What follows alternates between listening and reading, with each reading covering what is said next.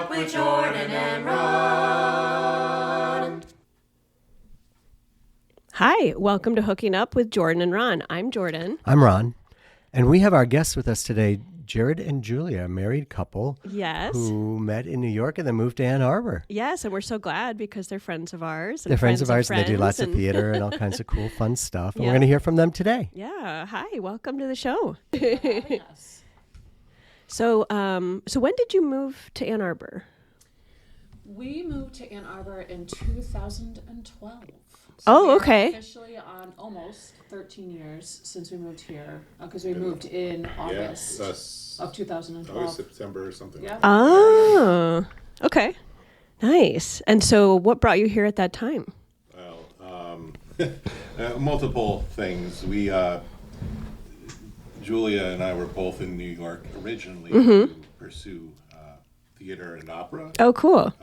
And then, we were making a life out there as it goes, and eventually we met, got married, had a child, and when she got to be 2 years old, it was starting to think about school and all that, and of the public schools, New York City public schools, not so much. Okay. So we started thinking about it, and we weren't doing theater and opera for a living per se. And we just thought maybe we need to be closer to family. Sure. And find a good place for our daughter to go to school. And I think if I remember correctly, it was Julia's family is from Cincinnati. Oh, okay. I didn't know that. And mine, I grew up in Southfield, so right nearby. Yep. So it was, where do we want to go? We thought Chicago at first, but then it was like, why would we do that? We're still right. Then I said, I love your family. I don't want to live in Ohio.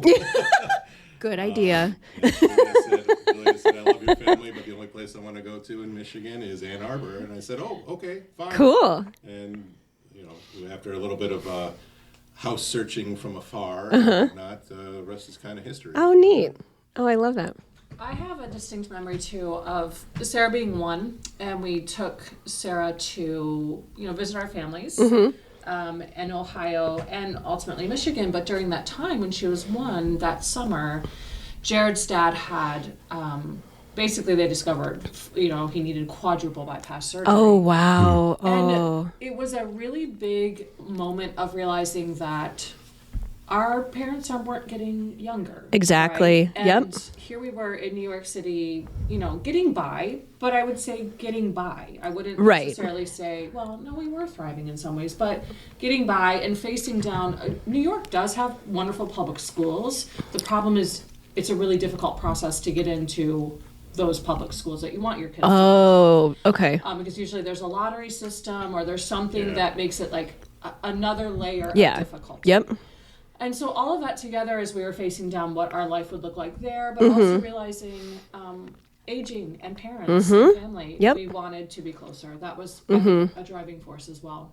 That's a big reason why I came back a couple years ago myself. Having lived in Chicago 15 years, loved it, have good friends there. I had tried New York very briefly. I cannot do New York, but it's a great place to visit.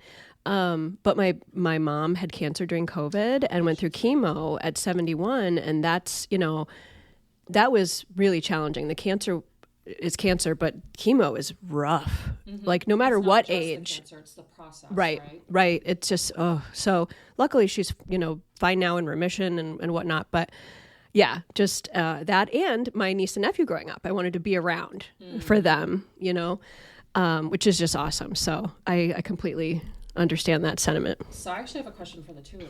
Oh. Okay. I'm going to turn it back. Okay. All right. Because you bring up Chicago. Yeah. And Ron, I know you lived in New York. In New York and you also lived in Paris. Yeah, and Ron Orlando. can do big cities. Right.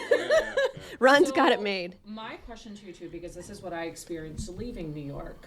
I felt like New York still is one of the great loves of my life, but that I had to divorce it. Okay. And I had to leave it. And I'm curious if you feel that way about Chicago, if you still miss it. And Ron, if you ever think about New York or even Paris that way, if you miss those city spaces now that we're in our beautiful bubble that is Ann Arbor. Well, I'll go first. First of all, I love Ann Arbor, so, no matter where I've lived, Ann Arbor's always been home. You know, I always find myself coming back here. And if you are not from the Ann Arbor area and you haven't visited Ann Arbor, I urge you to come visit it, because Please once you do. see it, you're going to fall in love with this town. It's why it's always like ranked in the top 5 places to live in the country, you know. And it's hard to live in other places once you've lived here. I love New York, but I found that there's a phrase called being a slave of New York, where you find that you're there because of your job, and you're there because of your apartment, or if you're in a relationship, you can't break up because you share an apartment in New York, You and can afford, those yeah. are hard to find, and Yeah. and then you become literally a slave of New York. And I felt like I was at that point in New York. Paris was never going to be a long-term thing. That was going to be like maybe a retirement kind of place, or maybe, you know, go for a few months every year. But Orlando may have been a full-time, you know, Winter Garden may have been a full-time thing until things got really strange politically down there. And it's just, you know, I still love the weather and I love Disney, but that's not somewhere that I can live, you know. But I miss parts of New York. I don't miss living in New York. By the time I had left, I felt like all I was doing was taking the bus down Broadway to 34th to get to NYU, where I worked at the medical center, and back. And then on weekends, like trying to find things to do that I haven't done, because I'd done everything by that point.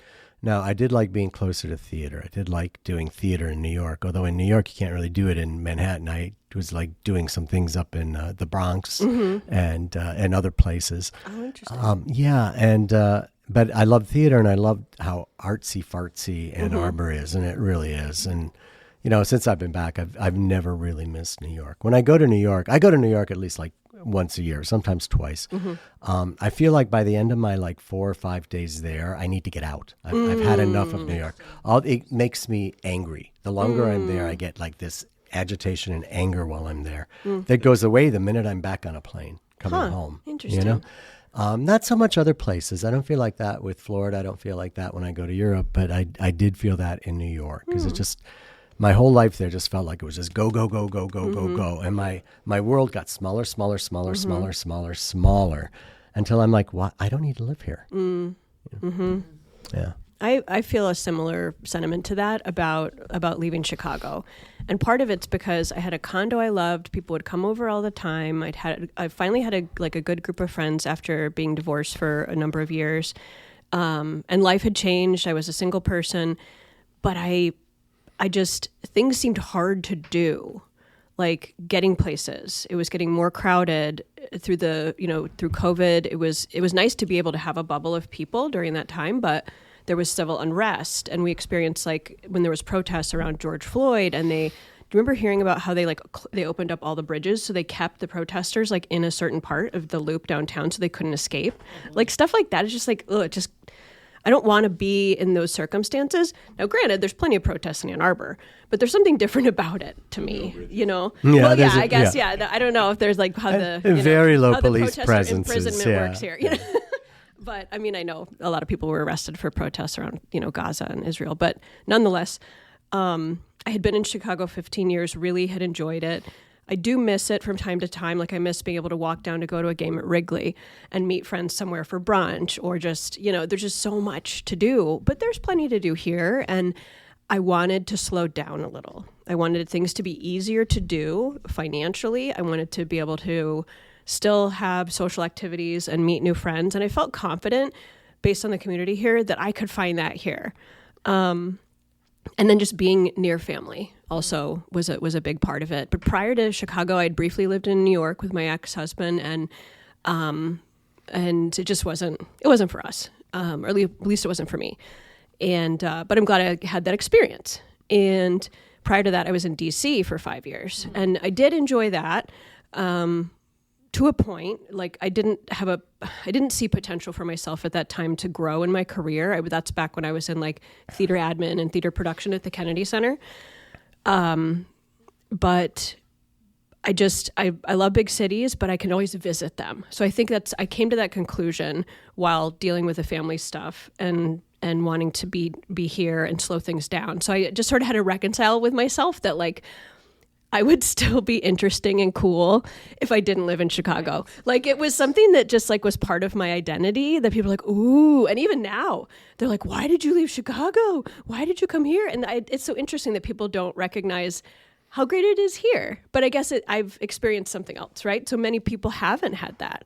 But I don't know. It's a number of reasons, but that smaller world, I get that. You know, it just sort of comes in on you a little bit. Yeah, I got, it's funny because during the pandemic, I rejoined a virtual chorus that I was in. Oh, neat. But in New York City. How does that sound? I want to know. Like, I want to hear. Well, so what? It doesn't work really well, but what mics do you use it's for what that? we were doing. Yeah. And this chorus had 180 members. So, gosh. when you did like breakout things, you rehearsed everything online. Okay. And then what you did was you got the music and you got a click track and you sang your part to the click track. Oh. And then the sound engineers put all of the faces together with the singing. And it looks like, Wow. you have like 180 little squares. And, That's and they a were neat idea. they were very fancy. They would flow one over the other and the groups would show Okay. up and things like that. But it doesn't sound the same and it's very different. And, doing a chorus is very... I mean, that's social. That's why you do that. Otherwise, you sing, Oh, sure. The arias. energy from each other, the performance, and Yeah. together. And it was interesting because people then, I reconnected with people that I hadn't talked to in, probably almost 30 years. Cool. And they were like, "Well, why are you living in Michigan?" I'm like, Yeah. "Why are you still living in New York?" Yeah. It's like honestly, look at Right. look at look what we're doing right here. We're like singing online, and nobody's like meeting with each other or doing anything granted it might take a little while to get there, but I have a community that's much stronger in Ann Arbor than I ever had in New York. It's interesting when you say about the friends that we've left behind, because that's one of the things that I really miss. Yeah. A core group of friends that are still there. Oh. But when I look at it, only I think 2 or 3 of them are still actually in Manhattan proper. Oh, right. Those who have gotten married, had kids, or just are going whatever way they're going. They live in New Jersey now, Okay. or they live upstate. Yeah, a little bit, to buy a house and- Westchester or something like that. So they're outside of the city. So, who knows if we decided to stay there, where we would actually be Right. at this point. Because now we're homeowners here. I had an accountant back there who was always asking me, when are you going to buy a house or something? And I said, when do you have $10,000 of taxes a year? Right, and a $1,500,000, yeah. Right. 20 years ago. God knows what it is now. But yeah, that social aspect, it's spread out a little bit. They're still in that region, but it's not all in Manhattan anymore. I did have a couple friends move away that were really close friends as well. And that got me thinking, wait a second, we all are friends partially also because we love travel. We can see each other wherever. I was already visiting friends who had moved to other cities years before that. But when I was kind of thinking for myself, like, what's the next step? Is there a next step? I was like, do I need this condo? Do I need to be here? No, I was working remote since COVID, and so just sort of come to these conclusions of what makes sense. But I do wish I could visit more often there, and I try to. But do you all get back to New York at all? Nowhere near as much as I'd like to. Yeah. I'm the one who has had to travel to New York for work. Okay. So I've had the benefit of that. Cool. And every time I'm there, I have that sense of a little bit of sadness and kind of the disconnection of not being there more full time. But I would say similar to Ron, there is that little bit of relief knowing that the lifestyle and the pace of the life that we have here, I think are much more suited to a little bit more balanced of a lifestyle. What I will say is if I did win the lottery, there'd be 2 things I'd buy. And it's very much telling, right? I would buy a house on Lake Michigan. Because I think that Lake Michigan and the state of Michigan is probably one of the most beautiful states that people don't even realize necessarily. Right. Yep. Absolutely. Yep. And I'd have a pied-à-terre in New York City. Oh. I'd have my little apartment so that I could go at any time and feel that sense of just having a home base there. Sure. Would you invite Jared to go sometimes? Permitted on a case-by-case basis. Okay, fair. So Fair. now, when you moved here, there you go. I see. Well, I There think you that's go. fair. And you'd have to come back every Yeah. weekend for Lions games. Does your daughter like New York? Okay, so that was really Sorry. that was We fun have another because 20 minutes. Okay. we did go. She and I went. Yeah. A friend of mine also talk about moving. She moved to Australia. She found the love of her life in Australia. Wow. So, right, talking about having to make a life and relationships, people. But we went back to visit her, and I brought Sarah with me. And the sweetest, it made me so happy because she was sad to leave. Oh. Yes. Aw. She's also a country child too. Okay. But she also knows she was born smack in the middle of Manhattan. Yeah. And It's pretty cool. And what was funny was I couldn't go on that trip because I had to stay here and work. But when they were there, Julia and Sarah went around and did various things. But Sarah made it a point to say, "I don't want to go see the hospital until Dad can come with us." Aw, that's Hoping to get nice. back this summer for a little while, see those friends. Very cool.